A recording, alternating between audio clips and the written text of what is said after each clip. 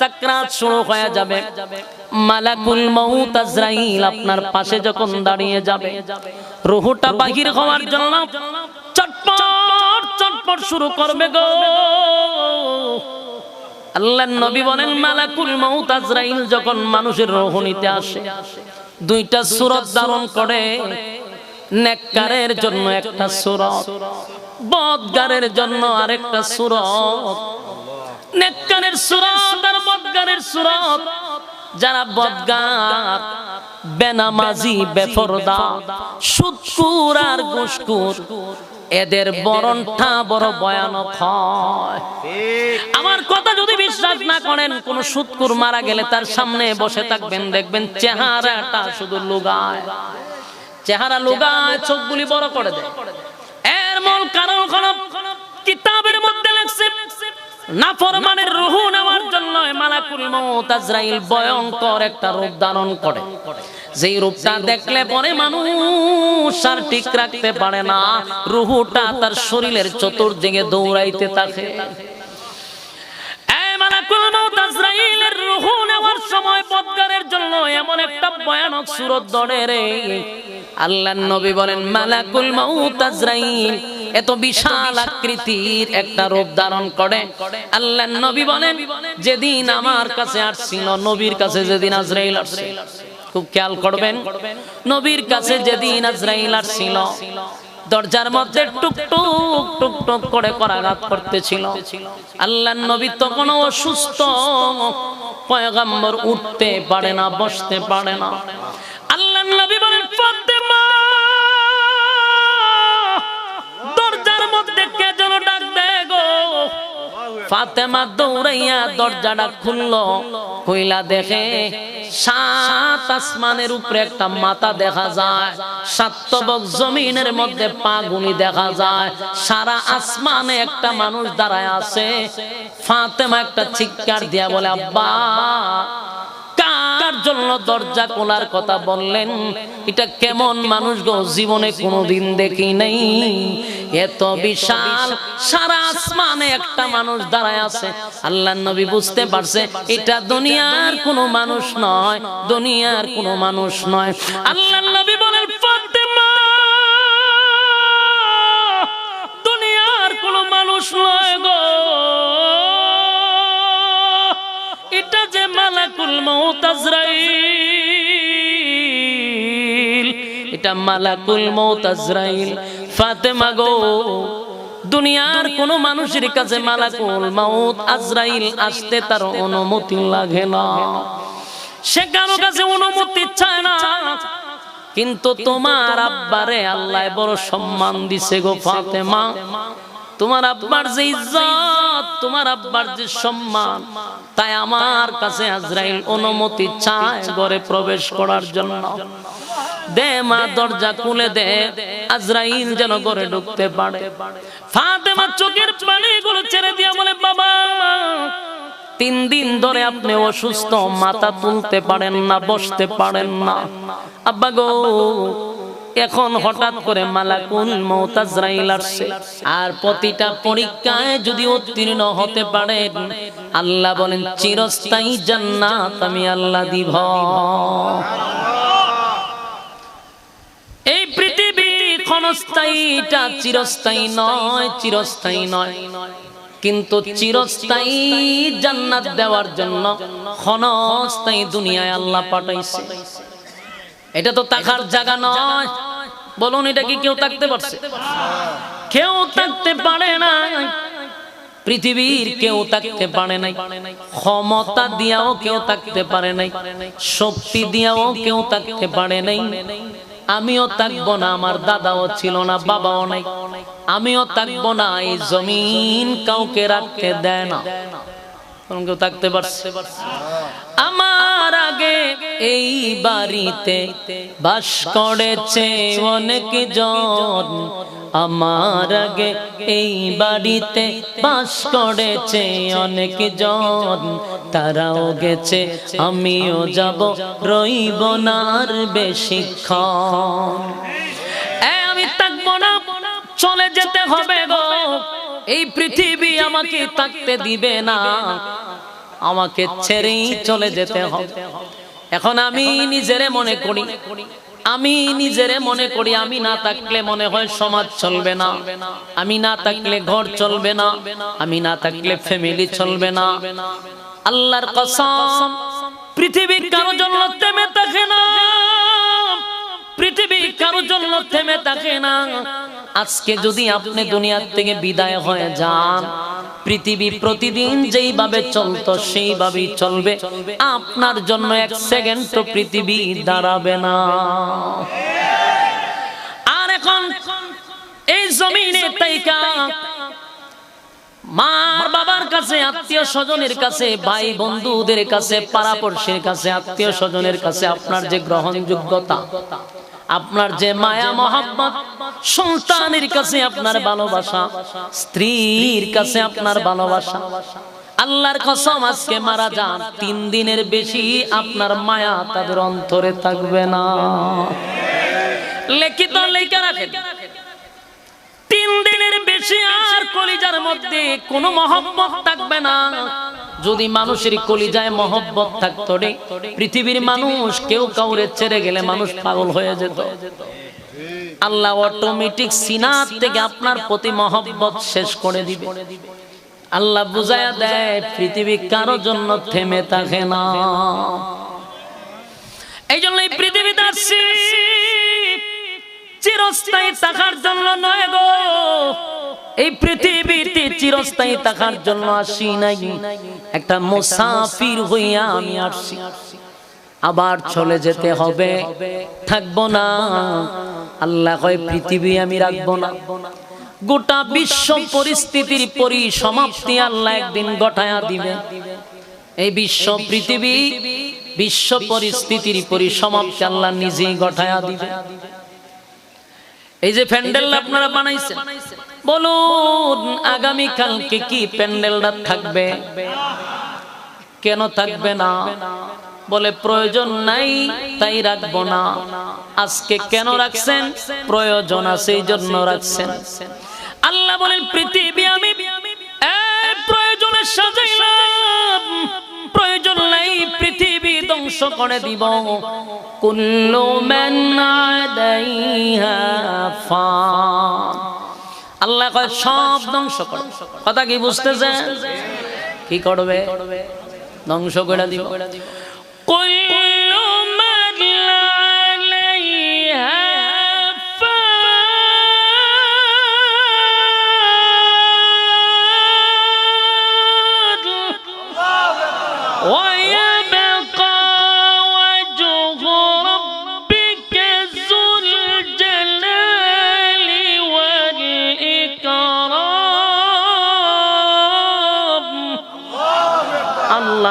সব ধ্বংস করব, কিছুই রাখবো না। কথা কি বুঝতেছেন? সব কি করবে?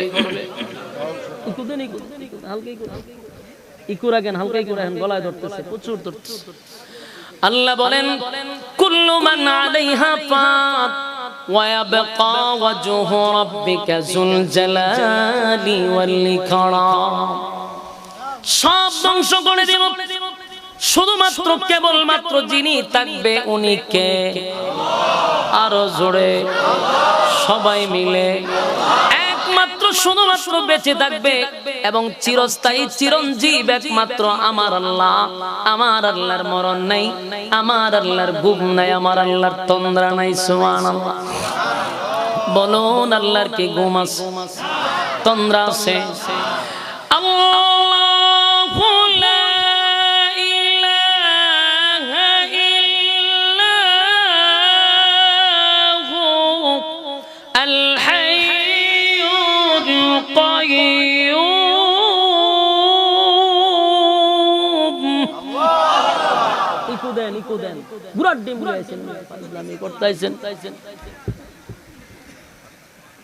আল্লাহ বলেন লা তাখুযুহু সিনাতুন ওয়ালা নাওম, আমি আল্লাহর ঘুমও নাই, আমি আল্লাহর তন্দ্রাও নাই।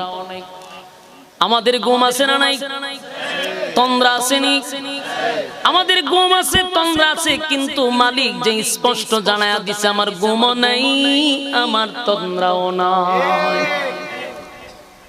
মালিক যদি ঘুমায়া যায় বলুন তো দেখি, আসমান থাকবে, জমিন থাকবে, সব তছনছ হয়ে যাবে, সব ভেঙে টুকরা টুকরা হয়ে যাবে। এই জন্য মালিক একটা সেকেন্ডের জন্য ঘুমায় না। আল্লাহ বলেন লা তাখুযুহু সিনাতুন ওয়ালা নাওম। আল্লাহ বলে আমার ঘুম নাই, আমার তন্দ্রা নাই, ঘুমায়ও না, আমার ঘুম নাই, তন্দ্রা নাই। কেন ঘুমাই না জানোস নি? কেন ঘুমাই না? আমি আল্লাহ যদি ঘুমায়া যাই রে, কোন বান্দার যদি গভীর রাত্রিতে কোন মুসিবতে পড়ে যায়, আর মালিকের জন্য যদি মুসিবতে পড়িয়া বান্দা যদি গভীর রাত্রে বলে আল্লাহ আমি তো মুসিবতে পড়ে গেছি, আমারে যদি ডাক দেয় আর আমি যদি ঘুমাই, আমার বান্দা কার কাছে যাবে, কার কাছে সাহায্য চাইবে? এই জন্য আমি একটা সেকেন্ড ঘুমাই না। বান্দা কোন সময় তুই আমারে ডাক দিবি? কিন্তু আফসোস, এই আল্লাহ বলে আমি ঘুমাই না, আমি ঘুমাই না, ঘুমাই না, বান্দা আমারে ডাকবি। কিন্তু আফসোসের ব্যাপার হলো বান্দা বিপদে পড়লে আমারে ডাকে না, বান্দা বিপদে পড়লে বাবারে ডাক দেয়। হয় বাবা তোমার দরবারে কেউ ফিরে না খালি হাতে, বাবারে তোর দরবারে। আল্লাহ কয় দেখছো কত বড় নিমখানা, আমি ঘুমাই না, কোন সময় আমার কাছে বান্দা আমারে ডাক দিবে। এ মুসিবতে পইরা বাবারে ডাকে। হয় বাবা তোমার দরবারে কেউ ফিরে না খালি হাতে, তাহলে বাবার দরবার থেকে যদি কেউ খালি না ফিরে, আল্লাহর দিয়া লাভ কি? আল্লাহ তো কোনো খামেরই না দেখা যায়। এমন কথা যদি কেউ বলে, বলুন তার ঈমান কি আর থাকবে? বরং বলার দরকার ছিল বাবা তোমার দরবারে সিন্নি লইয়া দৌড়াদৌড়ি করে, এই একটু যদি সিন্নি কম পড়ে এমনি কিলাকিলির ধুম পড়ে। আর আল্লাহ তোমার দরবারে কেউ ফিরে না খালি হাতে, স্লোগানটা এমন হওয়া দরকার ছিল, ঠিক নেই? যুবক ভাইরা, আমার মালিক বলে একটা সেকেন্ড ঘুমাই না গো, এক সেকেন্ড আমি ঘুমাই না, ঘুমাই না, ঘুমাই না। কেন ঘুমাই না? আমার বান্দা মুসিবতে পড়ে যদি আমার ডাক দেয়, আমি আল্লাহ যেন আমার বান্দার জবাব দিতে পারি, এই জন্য আমি আল্লাহর ঘুমও নাই, তন্দ্রাও নাই। এই যুবক ভাইরা, রব্বে কারীম বলে বান্দা শুন, একটা সময় আমিও পৃথিবী ধ্বংস করে দিব, কিছুই রাখবো না, সবচেয়ে চিরঞ্জীব একমাত্র আল্লাহ। আল্লাহ যখন ইসরাফিল আলাইহিস সালাতু ওয়াস সালামকে বলবে ইসরাফিল রে সিংহায় ফুঁক দিয়া দে, সিংহায় ফুঁক দিয়া দিবে। কোন রিওয়ায়াত আছে 3 বার, কোন জায়গায় আছে 2 বার, 2টা সিংহায় ফুঁক দিবে, আবার কোন জায়গায় আছে 3 বার ফুঁক দিবে।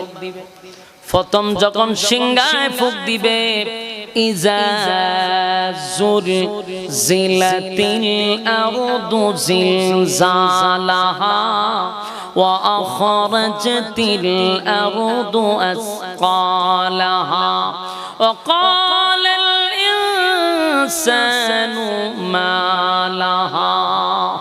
আল্লাহ বলেন জমিনের মধ্যে একটা জালজালা শুরু হয়ে যাবে, জালজালা শুরু হয়ে যাবে, জমিনের মধ্যে একটা ভূমিকম্প শুরু হয়ে যাবে, জমিনের মধ্যে কাঁপুনি সৃষ্টি হবে। এখন যে আপনারা মাঝে মধ্যে দেখেন 10 সেকেন্ড 20 সেকেন্ড একটা ভূমিকম্প হয়, কথা হয় না? মাঝে মধ্যে একটা লাড়া দেয়, আল্লাহ এগুলা দিয়া বুঝায়া দেয়। দেখ 30 সেকেন্ডের একটা ভূমিকম্পে তুরস্ক শেষ হয়ে গেছিল।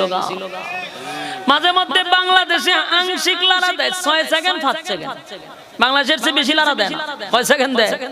5 সেকেন্ড 6 সেকেন্ড। কিন্তু এই লাড়াতে পুরো দেশ কাট হয়ে যায়। আল্লাহ কয়টা তো মাত্র আলামত, এটা আলামত, আলামত। যেদিন আমি ইসরাফিলকে বলবো বাঁশি বাজায়া দে, সেদিন জালজালা শুরু হবে, জমিন তছনছ হয়ে যাবে, জমিনের ভিতর থেকে সব বাহির হয়ে যাবে। কিতাবে লেখছে যে প্রথম সিংহায় ফুঁক দিবে এই আওয়াজটা চলতে থাকবে, একদিন নয় গো, 2 দিন নয়, আওয়াজটা চলবে টানা 6 মাস। কয় মাস? টানা 6 মাস চলবে। এই পিছনের বায়ারা আওয়াজ কি পাইতেছেন? কথা হয় না, তাহলে আওয়াজ দেন না কেন? বলুন কয় মাস চলবে? টানা 6 মাস চলতে থাকবে। আরো শুনেন, 6 মাসের ভিতরে এই আওয়াজটা এত বিকট থেকে বিকট হবে, ভয়ানক থেকে ভয়ানক হবে। যত সময় যাবে তত আওয়াজ বাড়তে থাকবে। এত ভয়ঙ্কর আওয়াজ, বিকট থেকে বিকট হবে, ভয়ঙ্কর থেকে ভয়ঙ্কর হবে। আওয়াজটা এত বিকট হবে, সমস্ত প্রাণীকুল আওয়াজের বিকটতার কারণে সব শেষ হয়ে যাবে, সব মারা যাবে। আওয়াজ যখন বাড়তেই থাকবে, বাড়তেই থাকবে, সূর্যটা টুকরা টুকরা হয়ে যাবে আওয়াজের কারণে। সুবহানাল্লাহ। দেখি সাধারণ আওয়াজ, কথা হয় না। এই পৃথিবী থেকে 13 লক্ষ গুণ বড় হলো সূর্য। কয় লক্ষ গুণ? এই পৃথিবীর থেকে 13 লক্ষ গুণ বড় হলো সূর্য। সেই সূর্যটা টুকরা টুকরা হইয়া জমিনে পড়বে। সূর্যের থেকে আরো বড় হলো তারকা, সেই তারকাগুলি টুকরা টুকরা হইয়া জমিনে পড়বে। জমিনের কোনো অস্তিত্ব থাকবে না। জমিনের ভিতর থেকে সেদিন, জমিনের ভিতর থেকে সেদিন স্বর্ণগুলি বাহির হবে, হীরা মণি মুক্তা বাহির হবে। জমিন উগলায়া দিবে, জমিনের ভিতর থেকে সব বাহির হয়ে যাবে। ইজা জুলজিলাতিল আরদু জিলজালাহা ওয়া আখরাজাতিল আরদু আসকালাহা ওয়া ক্বালাল ইনসানু মা লাহা। মানুষগুলি দৃশ্যগুলি দেখে বলবে, হায় রে, জমিনের কি হয়ে গেল, জমিনের কি হয়ে গেল। জমিন সেদিন কথা বলতে থাকবে, কে কোন জায়গায় দাঁড়াইয়া আকাম কোকাম করছে, কে কোন জায়গায় দাঁড়াইয়া জানা করলো, কে কোন জায়গায় দাঁড়াইয়া সুদের টাকা বাড়াবাড়ি করছে, কোন জায়গায় দাঁড়াইয়া ঘুষ খাইছে, কোন জায়গায় দাঁড়াইয়া মানুষের উপরে জুলুম করছে, মানুষের মাল মাইরা খাইছে। আল্লাহ কয় জমিন সেদিন কথা বলবে। বলুন জমিন কি করবে? জমিন সেদিন কথা বলতে থাকবে। মানুষগুলি জমিনের কথা শুননা আশ্চর্য হইয়া বলবে, এটা কি দেখলাম, জমিন কেন কথা বলে রে? জমিন তো মানুষের মতো কথা বলতে শুরু করছে। জাজুল জিলাতিল আরদু জিলজালাহা, জমিনের মধ্যে জালজালা শুরু হবে। ওয়া আখরাজাতিল আরদু আসকালাহা, পৃথিবীর ভেতর থেকে, জমিনের ভেতর থেকে সব বাহির হয়ে যাবে। ওয়া ক্বালাল ইনসানু মা লাহা, মানুষগুলা বলতে থাকবে জমিন তোমার কি হয়ে গেল। ইয়াউমাইযিন তুহাদ্দিসু আখবারাহা, আর জমিন সেদিন সব বর্ণনা করতে থাকবে কে কোন জায়গায় দাঁড়াইয়া আকাম কুকাম করছে। আল্লাহ তখন বলবে, বিআন্না রাব্বাকা আওহা লাহা, আল্লাহ বলে বিআন্না রাব্বাকা আওহা লাহা, জমিন তো এমনি এমনি কথা বলে না, জমিনকে অর্ডার দিল কে? আরো জোরে। আল্লাহ বলে বিআন্না রাব্বাকা আওহা লাহা, জমিন এমনি এমনি কথা বলে না, জমিন রে অর্ডার দিছি আমি আল্লাহ কথা বলার জন্য। يومئذ يصدر الناس أشتاتا ليروا أعمالهم, সেদিন লোকেরা ভিন্ন ভিন্ন অবস্থায় ফিরে আসবে রে, যাদের কৃতকর্ম তাদের সামনে তুলে ধরা হবে। فمن يعمل مثقال ذرة خيرا يره, অল্প পরিমাণ যদি ভালো কাজ করে থাকেন সেটাও আল্লাহ সেদিন আপনার সামনে উপস্থাপন করবে। কথা কি বুঝতেছেন? আপনার প্রতি আমার মালিক কোনো বেইনসাফি করবে না, কোনো বেইনসাফি করবে না। আল্লাহ স্পষ্ট জানায় দেয় ফামাইয়া আমাল মিসকালা যাররাতিন খায়রান ইয়ারা। অল্প পরিমাণ যদি যাররা পরিমাণ যদি ভালো কাজ করে থাকো সেটাও তোমারে প্রতিদান দেওয়া হবে। ومن يعمل مثقال ذرة شرا يره। অল্প পরিমাণ খারাপ যদি করে থাকো সেটাও তোমাকে দেখানো হবে। মূল কথা হলো আমার মালিক বেইনসাফি করবে না। কথা হয় না? আল্লাহ কি বেইনসাফি করবে? দুনিয়ার মানুষ বেইনসাফি করতে পারে, দুনিয়ার মানুষ বিচারের মধ্যে বেইনসাফি করে। দেখবেন সাধারণ গ্রামগঞ্জের থেকে নিয়ে হাইকোর্ট পর্যন্ত সব জায়গায় বেইনসাফি আছে না না? আপনারা কি বিরক্ত লাগতেছে? কথা কি স্পষ্ট বোঝা যায়? কথা কি শুনতেছেন? মনোযোগ দিয়া কথাগুলি একটু মনোযোগ দেন। যারা রাস্তাঘাটে ঘোরাফেরা করতেছেন যুবক ভাইদের হাতে পায়ে ধরে বলে বৈশা যা। খাওয়ানোর সময় যদি আপনাদেরকে দেখি তাহলে কিন্তু লজ্জা পাইবেন, কারণ ওয়াজের সময় বইছেন না, খাওয়ানোর সময় বইবেন, এটা তোর শরমের বিষয়। কথা কই না দি মোনাজাতটা দিলে দেখবেন চতুর্দিকে মানুষের ভর্তি, তো তুমি কি খালি তাবারক খাইবার লাগই না ওয়াজ শুনবার লাগি আওয়ার দরকার। এই জন্য আগের থেকে ওয়ার্নিং দিতাছি, আয়া ফর লক্ষণ খুব খারাপ। হ্যাঁ তাড়াতাড়ি ফ্যান্ডেলের ভিতরে সব কেউ দেন খালি আমাদের আড্ডা মারে। হাতে পায়ে ধরে বলি কথাগুলি মনোযোগ দিয়ে শুনেন, একটা কথাও মন গড়া হবে না। কোরআন থেকে বলতেছি, মনোযোগ দিয়ে শুনেন, মনোযোগ দিয়ে শুনেন। আল্লাহর দোহাই লাগে রাস্তাঘাটে আড্ডা মারা বন্ধ করেন। অনেক রাত হইছে, আপনারা এখন প্যান্ডেলে বসেন, এরপরও যদি না বসতে পারেন আপনার মতো কপাল পোড়া এলাকার মধ্যে আরেকজন নাই। বছরে একবার মাহফিলে বসতে পারেন না, এর থেকে কপাল পোড়া কি হতে পারে? মনোযোগ দিয়ে কথা শুনেন। আল্লাহ কি হাসরের মাঠে সেদিন কারো উপর বেইনসাফি করবে? আপনার যারা পরিমাণ ভালো কাজ যদি করে থাকেন সেটাও আপনাকে দেওয়া হবে, খারাপ কাজ যদি যারা পরিমাণ থাকে সেটাও আপনারা তুলে দিবে। কোন বেইনসাফি বিচার আল্লাহ হাসরের মাঠে করবে না। দুনিয়াতে এই সিস্টেম চলে, দলের লোকের একরকম বিচার, দলের লোক না হইলে আরেক রকম বিচার। গ্রামের সালিশ থেকে নিয়ে হাইকোর্ট পর্যন্ত বেইনসাফি বিচার আছে না নাই? কথা হয় না? আল্লাহ কয় হাসরের মাঠে আমি কোনো বেইনসাফি বিচার করব না, সেদিন আমি আল্লাহ ইনসাফের বিচার করব। দুনিয়াতে যারা বেইনসাফি বিচার করো প্রস্তুত থাকো, ইনসাফওয়ালা বিচারকের কাছে তুমি ধরা পড়ে যাইবা। সেদিন কিন্তু আল্লাহ তোমাকে ছেড়ে দিবে না। কথা হয় না?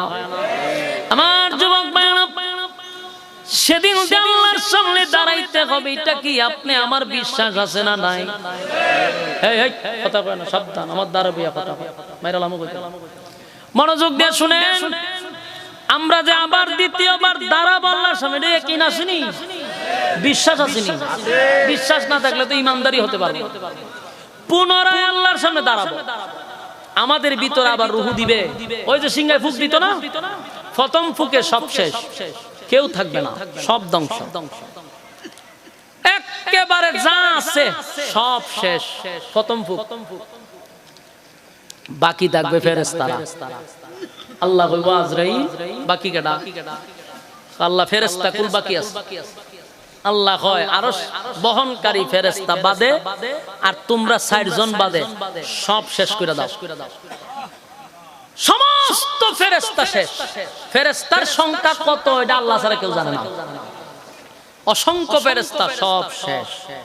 আজরাইল জিগেবার বাকি কেডা আছে?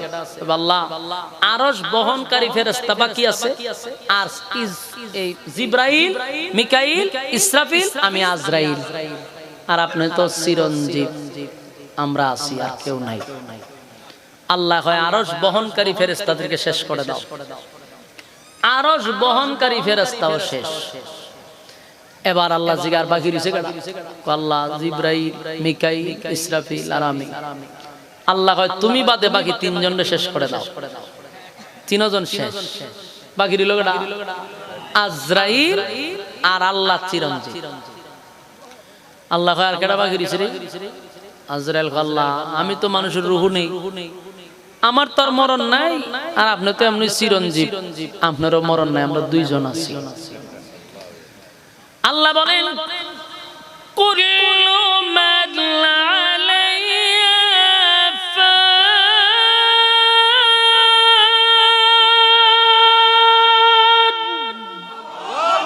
ওয়া ইয়াবকা ওয়াজহু রাব্বিকা যুল জালালি ওয়াল ইকরাম।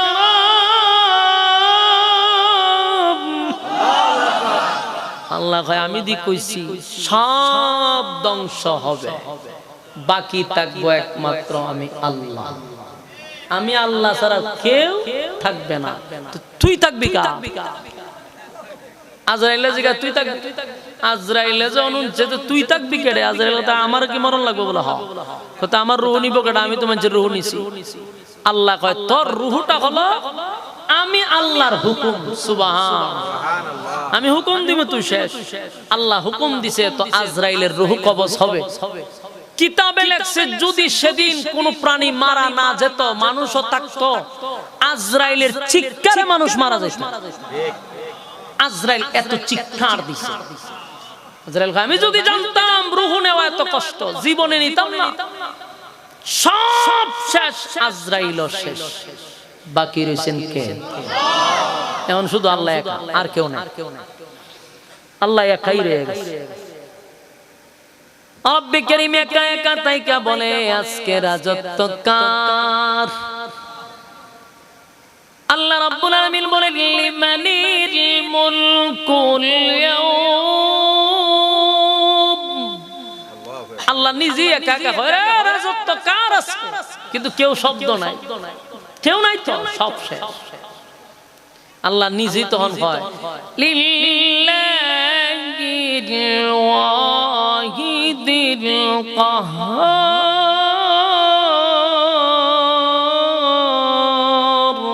আল্লাহু আকবার।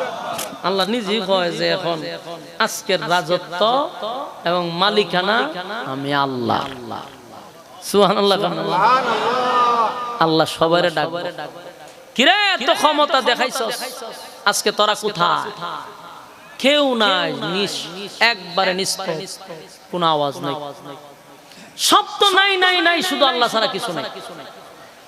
শেষে আল্লাহ আবার সর্বপ্রথম ইসরাফিল আলাইহিস সালাতু ওয়াস সালামকে আবার জিন্দা করবে। কথা বুঝছেন? ইসরাফিল জিন্দা করে। ইসরাফিল জিন্দা করে আল্লাহ হইব বাঁশি আর একটা বাজা। ইসরাফিল আবার জিন্দা হয়ে দ্বিতীয় সিংহায় ফুঁক মারবে। দ্বিতীয় সিংহায় ফুঁক দিলে সমস্ত মানুষের ভিতরে আবার রূহ গঠন হবে। সুবহানাল্লাহ। কাদা মাটির ভিতর থেকে মানুষের রূহগুলা আবার শরীরে আসবে এবং মানুষ উলঙ্গ অবস্থায় দাঁড়াবে, কিন্তু আগে গঠন হবে, এই রূহ গঠন হবে। এটা দ্বিতীয় সিংহায় ফুঁক দিলে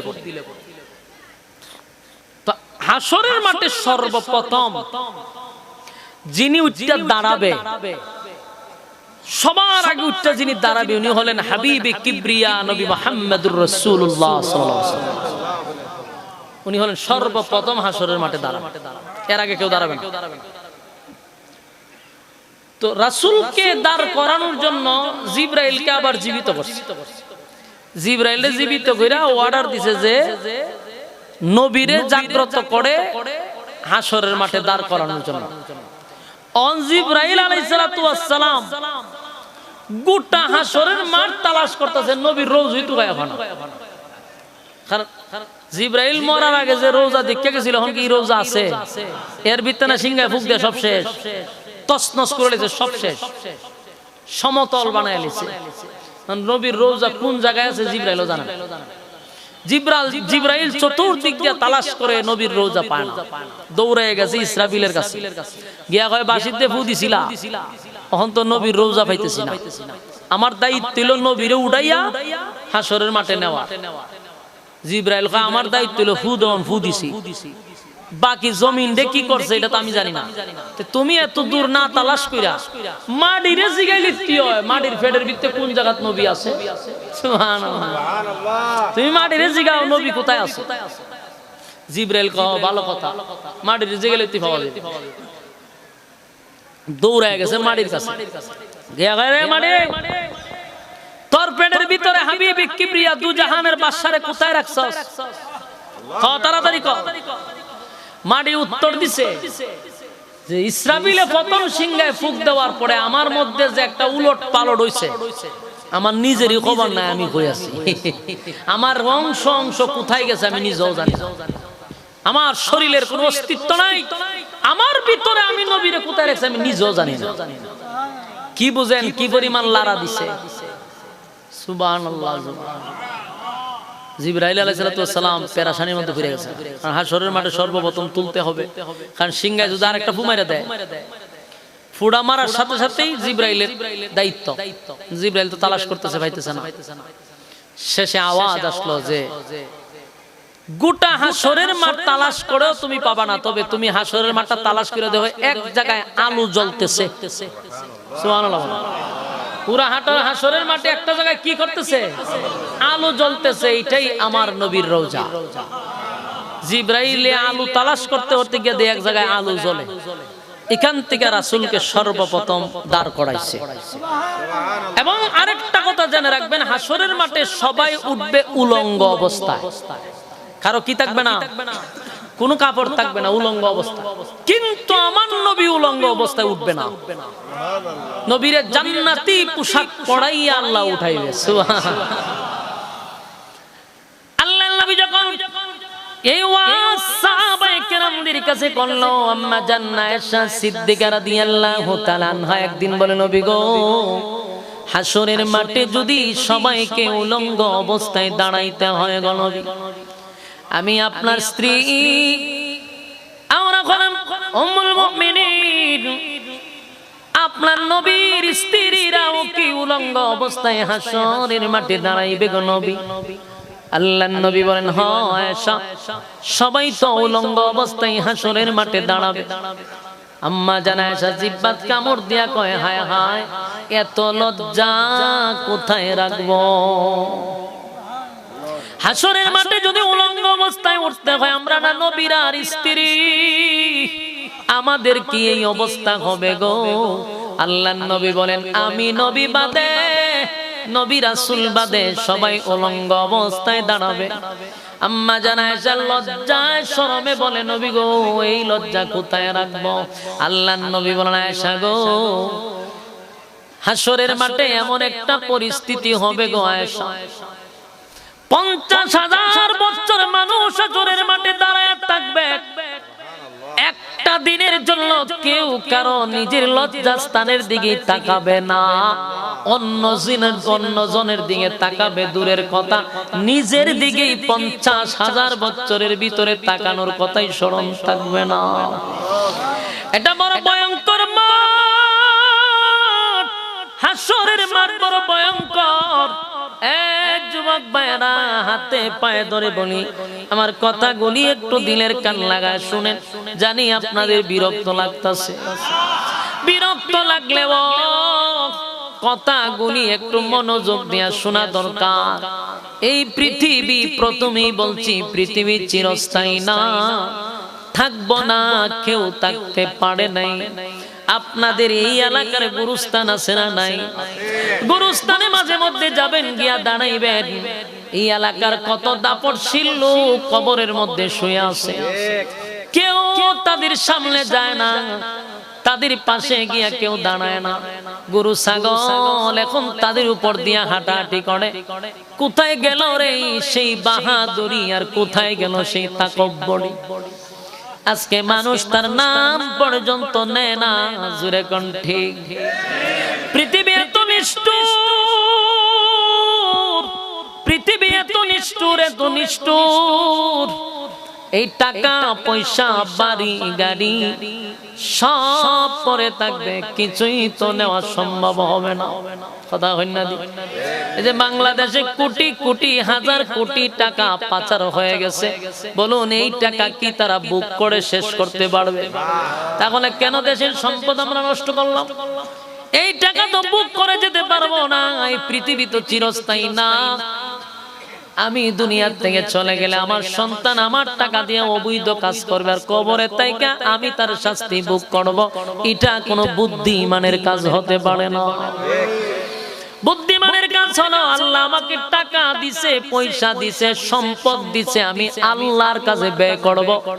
দুনিয়ায় তো থাকতে পারবো না, কবরে গিয়া যেন আমি ঘুমাইয়া ঘুমাইয়া সদগায়ে জারিয়ার সওয়াব যেন কবরে পাই। এটাই হলো বুদ্ধিমানের কাজ। এটাই হলো সত্যিকারের বুদ্ধিমান, যারা নিজের অর্থ সম্পদ আল্লাহর রাস্তায় দান করে দেয়। আর যারা টাকা জমাইয়া সন্তানের জন্য রেখে যায়, সন্তান যদি নেককার না হয় রে, এই সন্তান জাহান্নামের জন্য কারণ হয়ে যাবে। এই জন্য সব সময় দোয়া করা দরকার, রব্বি হাবলি মিনাস সালিহিন, আল্লাহ আপনি আমার সন্তান দেন, তবে নেককার সন্তান। সন্তান যদি বদকার হয়, সন্তান যদি নাফরমান হয় গো, এমন সন্তান জন্ম দেওয়ার কারণে কবরের ভিতরে এই সন্তানের কারণে আপনার জাহান্নামে যাওয়ার কারণ হবে। এই জন্য সন্তান যেন বদকার না হয়। মা বাবারও হক আছে, সন্তানের যেমন হক আছে, বাবা মারও সন্তানের প্রতি হক আছে না নাই? আপনার সন্তানটাকে দ্বীনি শিক্ষা দেওয়া, ইসলামী শিক্ষায় শিক্ষিত করা। আপনি যদি তাদেরকে ধর্মীয় জ্ঞান না শিখান, আল্লাহর কসম এই সন্তান বড় হইয়া আপনাকে বৃদ্ধাশ্রমে রাখবে। এটাই সমাজের বাস্তবতা। আমি আপনাকে চ্যালেঞ্জ করলাম, হাজার বার চ্যালেঞ্জ করলেও কোনো অসুবিধা নেই। সারা বাংলাদেশে ঘুরে ঘুরে দেখেন তো বৃদ্ধাশ্রমে কোনো আলেমের মা আসেনি, কোন হাফেজের মা আছে? আমি আপনাকে চ্যালেঞ্জ করতে পারবো, বৃদ্ধাশ্রমে ডাক্তারের মা আছে রে, ইঞ্জিনিয়ারের মা আছে, ব্যারিস্টারের মা আছে। বাংলাদেশের বড় বড় যারা বাংলাদেশের পড়া শেষ, বিদেশের পড়াও শেষ, এমন লোকের মা বাবা বৃদ্ধাশ্রমে বেশি। কোন আলেমের মা বাবা বৃদ্ধাশ্রমে যায় না। যদি ভালো খাবার নাও খাওয়াইতে পারে, মা বাপকে বৃদ্ধাশ্রমে রাখে না।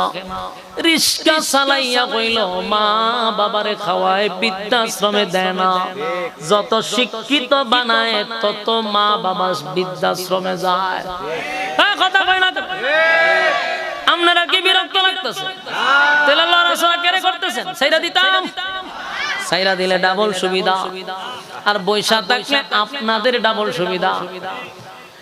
মনোযোগ দিয়ে শুনেন, বলুন বৃদ্ধাশ্রমে কি আলেমের মা বাপ গেছে? মাঝে মধ্যে হসপিটালে যাবেন, মাঝে মধ্যে বৃদ্ধাশ্রমে যাবেন, তাহলে আপনার জ্ঞান বাড়বে, অভিজ্ঞতা বাড়বে। আল্লাহর কসম বৃদ্ধাশ্রমে কোনো মা বাবা নাই, আলেমদের মা বাবা নাই। হাতে পায়ে ধরে বলি, সন্তানটাকে দ্বীনি শিক্ষায় বড় করেন। খোদার কসম কোনোদিন বৃদ্ধাশ্রমে যেতে হবে না। কথা হয় না? আর আমাদের মা বাবারা দেশের পড়া শেষ, যেমন ফুলার বিদেশে পড়ায়, বিদেশের লেখাপড়া শেষ, আইসা চাকরিটা লইয়াই বিয়ে একটা করার পরে বউ কয় তোমার মা বাবাকে বৃদ্ধাশ্রমে রেখে আসো, আমি যন্ত্রণা সহ্য করবো না। বাস মেসেজ ড্রপ করে দিছে, এক দফে বৃদ্ধাশ্রমে। জীবনের যা অর্জন করছেন সব তার লিডার তলই দিছে, দিয়া বিদেশ পড়ালেখা করাইয়া লাল চামড়ার বউ এনে গরু রাখছে।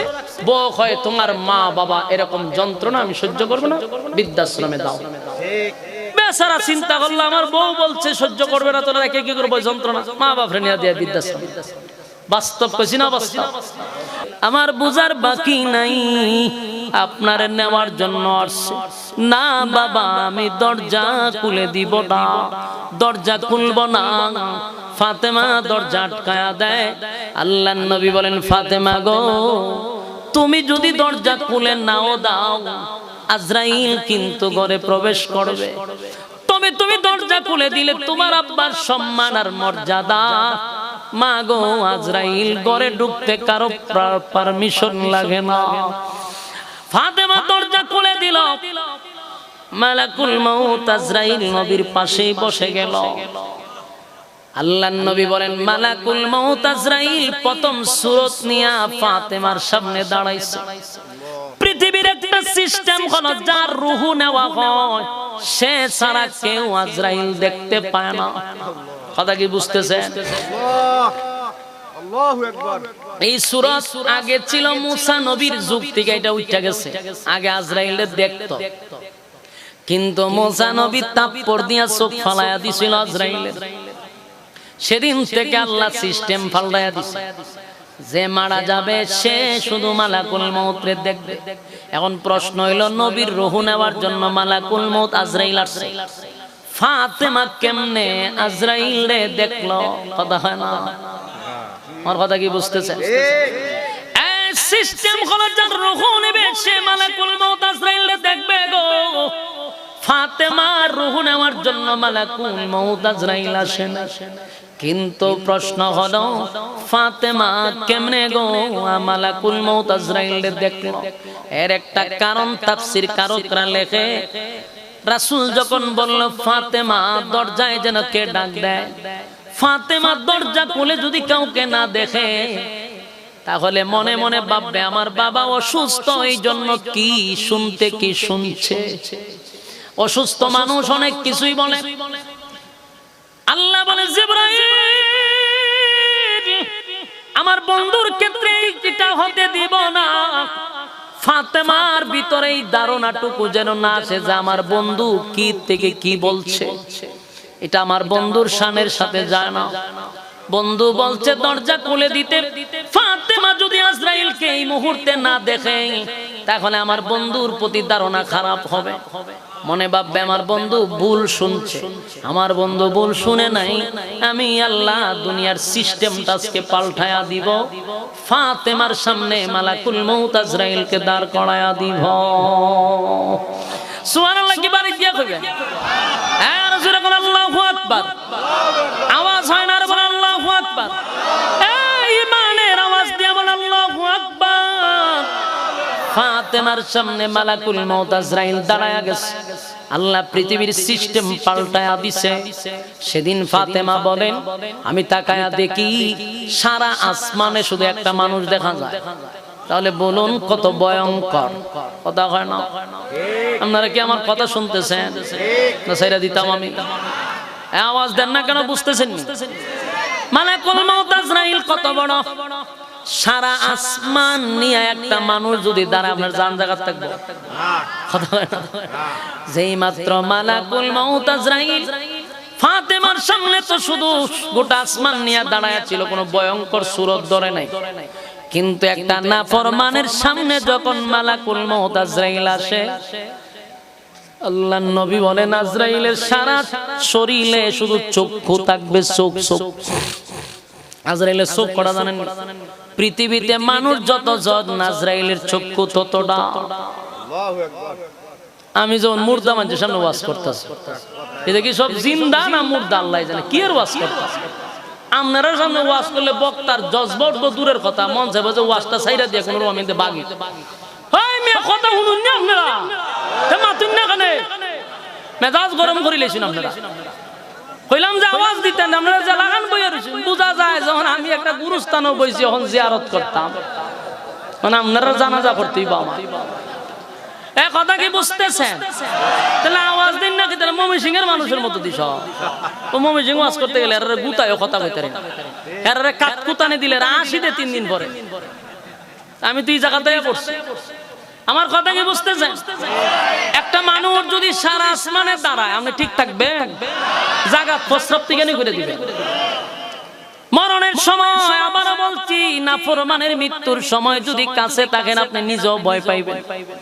দেখবেন সুদকুরের মরণ যদি দেখেন আপনি আর সহ্য হয়ে যাবেন। ঘুষখোরের মরণ, নাফরমানদের মরণ দেখলে, বেনামাজির মরণ দেখলে আপনি ভয় পাবেন। এরা মৃত্যুর আগে দেখবেন চোখ দুইটা বার করে দেয় এবং চতুর্দিকে চেহারা লুগায় কেন জানেননি? মালাকুল মাউত আজরাইল ভয়ঙ্কর রূপ তাদের সামনে ধারণ করে। আল্লাহু আকবার। তার প্রতিটা শরীরের চক্ষু থেকে আগুন বাহির হইতে হয়, সারা শরীর থেকে আগুন ঝিলকাইতে থাকে। ভয়ঙ্কর একটা সূরত নিয়া বদগারের সামনে যখন দাঁড়ায়, মালাকুল মাউত আজরাইলের একটা টিম নিয়ে আসে, দুর্গন্ধযুক্ত কাপড় নিয়ে আসে তার রূহটানে নেওয়ার জন্য। তখন এই সূরত দেখা, মালাকুল মাউত আজরাইলের ভয়ঙ্কর রূপ দেখা এই নাফরমানের রূহটা শরীরের চতুর্দিকে দৌড়তে থাকে। দেখবেন মরার সময় তার চেহারাটা শুধু লুগাইতে থাকে। আল্লাহর নবী বলেন, এমত অবস্থায়, এই ভয়ঙ্কর অবস্থায় যদি আপনার একটা ছেলেকে হাফেজ আলেম বানায়া যান গো, সাকরাতের সময় আপনার ডান দিকে বৈশা যদি সূরা ইয়াসিন তেলাওয়াত করতে থাকে, এই বদগারের যে সূরত নিয়ে আজরাইল আসছিল, সূরা ইয়াসিনের তেলাওয়াতের কারণে আমার আল্লাহ তার মরণটারে সহজ করে দেয়। সেদিন আপনার ব্যারিস্টার ছেলে কোনো কাজে আসবে না, আপনার ইঞ্জিনিয়ার ছেলে কোনো কাজে আসবে না, আপনার উকিল ছেলে কোনো কাজে আসবে না, ডাক্তারি ছেলে কোনো কাজে আসবে না। সেদিন হাফেজ ছেলেটা যদি সূরা ইয়াসিন তেলাওয়াত করে, মালাকুল মাউত আজরাইল সাকরাতের অবস্থায় স্বাভাবিক হয়ে যাবে। সূরা ইয়াসিনের বরকতে আল্লাহ মরণটারে সহজ করে দিবে। সুবহানাল্লাহ। আমার যুবক ভাইরা, এই জন্য হাতে পায়ে ধরে বলি, আমরা একটা ছেলেকেও হাফেজ বানানোর চেষ্টা করব, আলেম বানানোর চেষ্টা করব। এই একটা ছেলে যদি হাফেজ আলেম হয়ে যায়, অন্তত পক্ষে জানাজাটা তো বাড়া করে পড়তে হবে না। আজকে অধিকাংশ মানুষ মারা গেলে জানাজা হয় বারাটিয়া দিয়া, কথা হয় না। ইমাম সাহেব হইলেও ওইটা বাড়া, কিন্তু নিজের সন্তান যখন আপনার জানাজাটা পড়াবে, তার কলিজায় যে আপনার প্রতি মহব্বতটা থাকবে, এটা ইমাম সাহেবের ভিতরে থাকবে না। সে যখন আপনার জানাজা পড়াইবে, তার কলিজাটা পেটে পেটে আল্লাহর কাছে দোয়া করতে থাকবে, আমার বাবার জানাজা পড়াইতেছি রে, কলিজাটা ফেটে কান্না আসবে। সন্তান যদি জানাজা পড়ায়, সেই জানাজা আর মক্কার ইমাম দিয়া জানাজা পড়াইলেও সন্তানের সমান হবে না। আমার যুবক ভাইরা, একটা ছেলেকে হাফেজ আলেম বানান, পাশাপাশি আপনি গিয়া তার জানার লাইনে পড়ানো অসুবিধা নাই। হাফেজ আলেম বানানোর পরে ডাক্তার বানানো অসুবিধা নাই, ইঞ্জিনিয়ার বানান কোনো অসুবিধা নাই।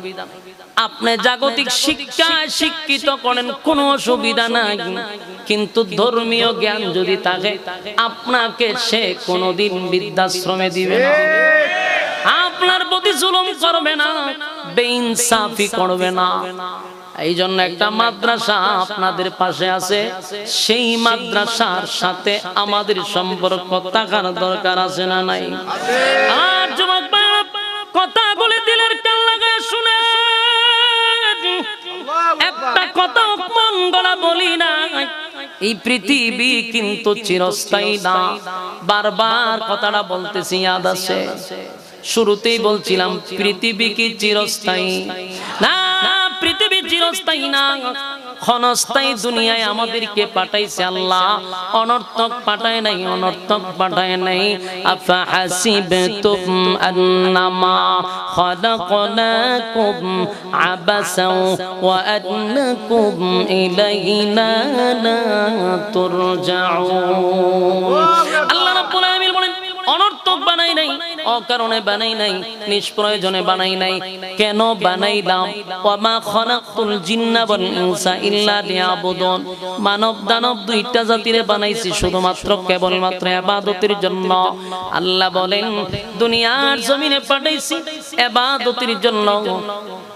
আমি আল্লাহ কিন্তু ইবাদত না করলে তোমাদেরকেও ছেড়ে দিব না। ওয়ালাকাদ জারানা লিজাহান্নামা কাসীরাম মিনাল জিন্নি ওয়াল ইনস লাহুম কুলুবুন লা ইয়াফকাহুনা বিহা ওয়া লাহুম আ'য়ুনুন লা ইউবসিরুনা বিহা ওয়া লাহুম আযানুন লা ইয়াসমাউনা বিহা। আল্লাহ বলেন চক্ষু দিলাম দেখার জন্য, কি দেখার কথা ছিল কি দেখলাম। কান দিলাম শোনার জন্য, বান্দারে কি শোনার কথা ছিল কি শুনলি। অন্তর দিলাম ভাবার জন্য, কি বাবার কথা ছিল কি ভাবলি। আমি আল্লাহ তোর এত নিয়ামত দিলাম, নিয়ামত পাইয়া নিয়ামতের শুকরিয়া আদায় করলি না, শুকরিয়া আদায় করলি। আমি আল্লাহ তোরে ছেড়ে দিব না, আমি আল্লাহ অতীত কাউরে ছেড়ে দেই নাই, ভবিষ্যৎও ছেড়ে দিব না। পাই পাই পাই করে হিসাব দিতে হবে। হিসাবের দিনটা হলো হাসরের মাঠে, মালিক ইয়াউমিদ্দিন, যেদিন আমি আল্লাহ বিচারক হব। তোকে দুনিয়ার জমিনে পাঠাইলাম পরীক্ষা দেওয়ার জন্য, রেজাল্ট কিন্তু আদায় করব, রেজাল্ট কিন্তু বাহির হবে হাসরের মাঠে। হাসরের মাঠে আমার যুবক ভাইরা রে, এই পৃথিবী চিরস্থায়ী নয়।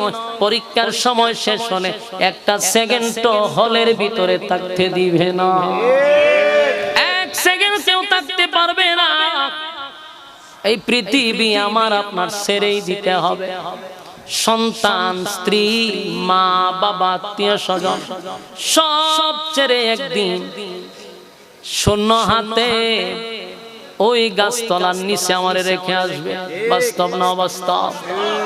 আজকে যারা কবরে আছে হয়তো বা তারা মনে মনে ভাবতেছে আর বলতেছে, আমি একটা মানুষ ছিলাম, আমার একটা নাম ছিল, সবার মতো আমার দেহে রক্ত পানি ঘাম ছিল।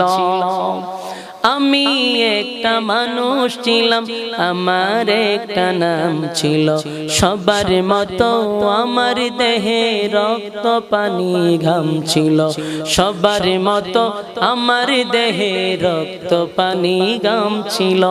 মৃত্যু ছিল তাই সমাজে আমার অনেক দাম ছিল, মৃত্যু ছিল তাই সমাজে আমার অনেক দাম ছিল।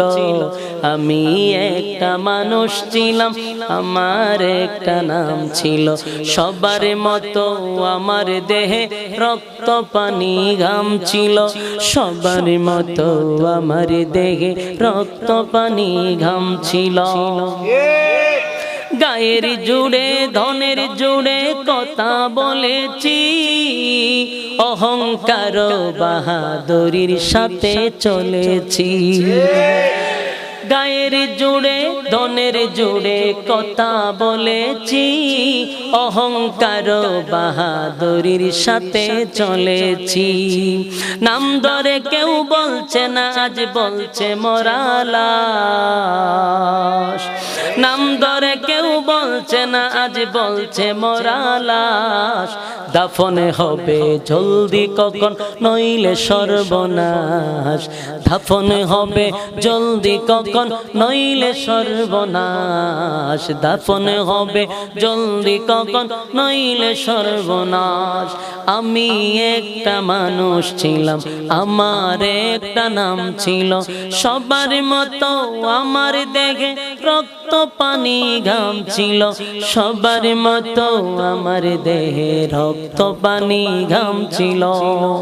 রাত্রে সবাই আমার গড়ে লাশের বয়ে কাঁপছিল, রাত্রে সবাই আমার গড়ে লাশের বয়ে কাঁপছিল। আমি একটা মানুষ ছিলাম, আমার একটা নাম ছিল, সবার মতো আমার দেহে রক্ত পানি ঘাম ছিল। এই কথাগুলি যে বললাম একটা কবিতার মাধ্যমে, আমি আপনাদেরকে আবার এটার ব্যাখ্যা করে বোঝায়া দেই। যারা মারা গেছে তাদের ভাষা হলো, আমি একটা তোমাদের মতো মানুষ ছিলাম, তোমাদের মতো আমার শরীরেও রক্ত পানি ঘাম ছিল।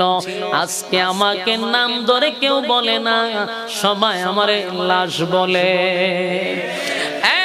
ভালো করে দেখবেন, যেদিন আপনি মারা যাবেন আপনার কলিজার টুকরা সন্তানেরা আপনাকে আব্বা বলে ডাকবে না, যেদিন মারা যাবেন সেদিনই আব্বা বলা বন্ধ।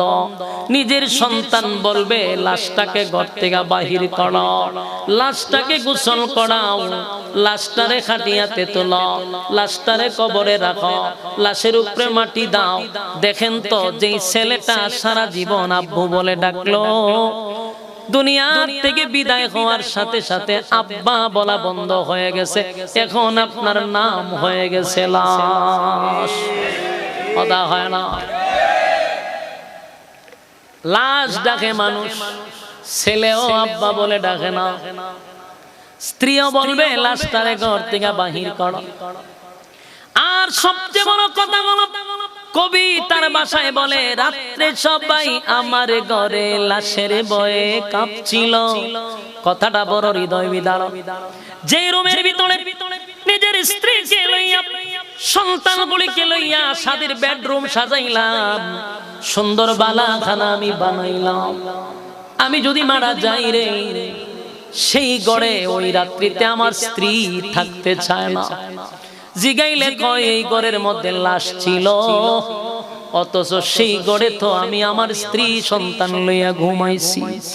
সেদিন মারা গেলে ডাইরেক্ট বলবে এই ঘরের ভিতরে লাশ ছিল। তাই কবি বলে, রাত্রে সবাই আমার ঘরে লাশের ভয়ে কাঁপছিল, আমি একটা মানুষ ছিলাম, আমার একটা নাম ছিল। কথা হয় না? যুবক ভাইয়েরা আমার, আল্লাহর এই পৃথিবীর জমিনে মালিক আমাদেরকে পাঠাইছে ছোট্ট একটা পরীক্ষার জন্য। পরীক্ষায় যদি ফাঁস না হতে পারি, উপায় থাকবে না। কথা হয় না? এই যুবক ভাইরা বলুন, আমাদের পরীক্ষা কবে থেকে শুরু হয়েছে? বালেগ যেদিন থেকে শুরু হয়েছে সেদিন থেকে পরীক্ষা। তাহলে এই পরীক্ষায় যদি পাস হইতে পারি, তাহলে কি দিব? আল্লাহ তুই জান্নাত দিবে। জান্নাত এটা মামুর বাড়ি না, জান্নাত চাইলেই পাওয়া যায় না। জান্নাত পাইতে গেলে অবশ্যই কি লাগবে? শর্ত লাগবে। কথা কয় না?